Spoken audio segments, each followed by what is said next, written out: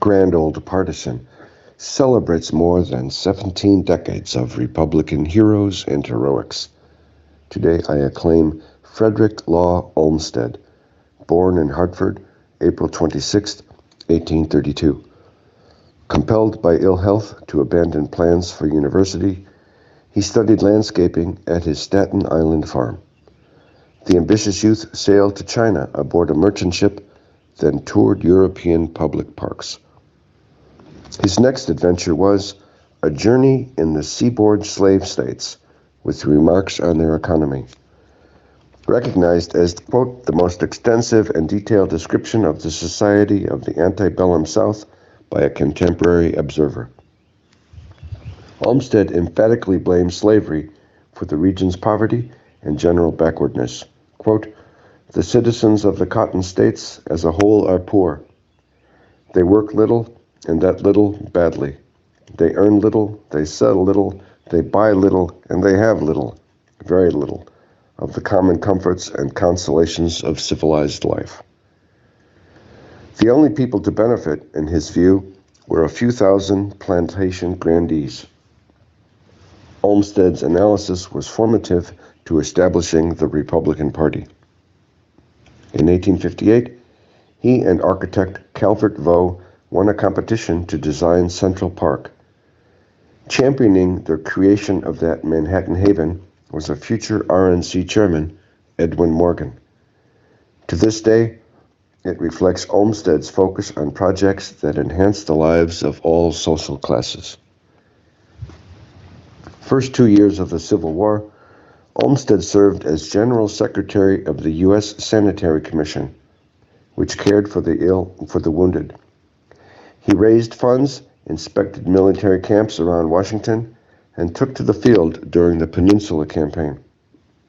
President Lincoln commended his efforts, writing that, quote, the Sanitary Commission is doing a work of great humanity and of direct practical value to the nation in this time of its trial. It is entitled to the gratitude and confidence of the people, and I trust it will be generously supported. There is no agency through which voluntary offerings of patriotism can be more effectively made. Olmsted advised Lincoln in favor of conscription and how to disseminate the Emancipation Proclamation in rebel-held areas. 3 regiments of African-American volunteers were recruited thanks to his efforts. This ambitious patriot co-founded the Union League, a GOP-affiliated organization. Final 2 years of the war found him managing a mining estate in California. He next was associate editor of The Nation, then a respectable Republican magazine.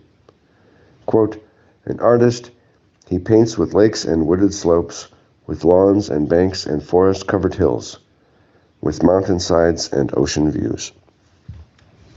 Throughout his career, Olmsted designed hundreds more projects, such as